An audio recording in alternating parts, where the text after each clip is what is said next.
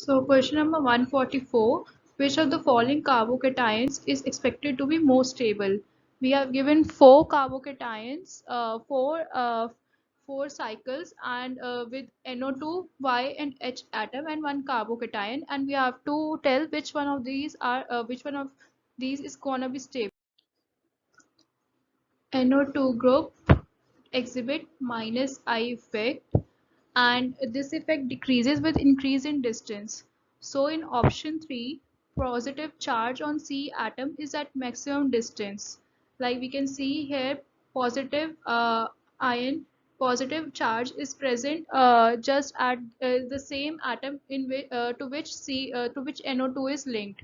And in this figure, we have carbocation or positive charge just at a distance of one C atom, and in this figure there is a maximum distance between NO2 and the positive charge.